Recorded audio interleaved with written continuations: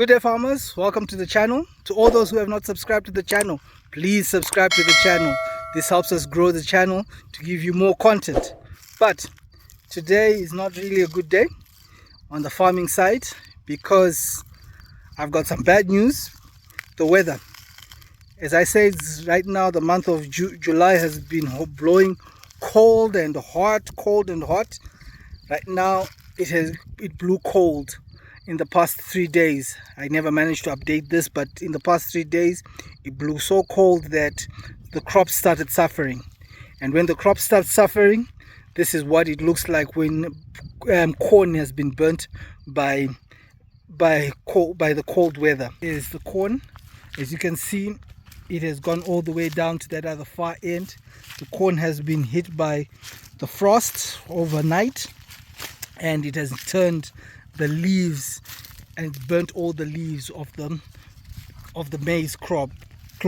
So mainly the advantage is that what happens is that due to the way it blew from an angle, and it blowing from an angle means that the weather, the ones which were affected were the ones on the outer side of all the maize. So the first 3 to 4 rows are the ones that have been affected by this weather front. And this is what happens when you say that you have a bad weather that causes corn to burn. So this has burnt the corn, and not only the corn has it burnt, I will show you other crops that it has burnt. So this is the effects of the weather. So the maize has been burnt, but this one means that we are not going to expect anything from these first 3 rows that have been burnt by the maize. Also, the sweet potato, as you can see, the leaves have been burnt. The top part of the sweet potato have been burnt, and this means, but at least for the sweet potato, it does not really affect. This is more of the leaves that have just been burnt, and does not affect the sweet potatoes themselves. They have not been affected, but what has been affected are the leaves of the sweet potatoes.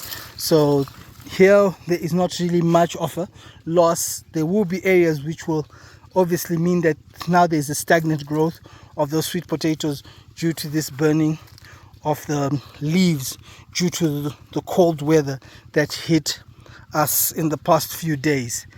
These are the effects of cold weather and having a high increase of weather frost. So this is weather frost that has affected that, and here it's trying to make sure that a person is, by putting grass on top, it's also by just trying to protect the tomatoes which are fruiting, because also the tomatoes were not spared. As you can see, this is a sign of them being burnt by this cold front. So these are the challenges that as farmers you face, and when you face them, you find ways of finding simple ways of solving them. Like as you can see, this is a good way of just solving it by putting grass on top. So therefore, when the cold air hits, it will hit the grass first and freeze the grass instead of freezing the tomatoes. So as you can see, this is going to be quite a few losses, because some of these tomatoes will now need to be pruned, and then there's going to be some time for them to regenerate themselves to being productive ones. So these are the challenges that we face as farmers. These are the challenges that we try to overcome. These are the kind of things that you do not want to face all the time, but as you're farming, you do have to face them. They do come into play, they do happen, and you just need to find ways of dealing with them. So these are the tomatoes which are on the drip irrigation, and these are also been affected. None of the tomatoes were spared, and this is the disadvantages of the advantages of being close to water, and the disadvantage of also being close to water, because when the air rises close to the water and it's cold, a very cold front, due to the river also, it helps increase the moisture level which then also affects the tomatoes. So as you can see, these tomatoes have been hit, and I'll try to see around the ones that were covered if they actually did it. This system did help, because the ones which were not covered is this section.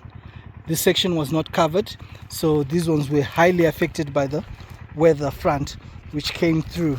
And these ones, as you can see, yes, they were affected, but not as much as the other ones which did not have this covering of this maize stalks that were used. So these are simple ideas that a person comes up with to help stop this kind of things from happening. This was a cold front. This cold front, you cannot stop it, but all you can just do is hope that by doing this kind of wall that they created, it helps reduce the weather from destroying the tomatoes that you do have.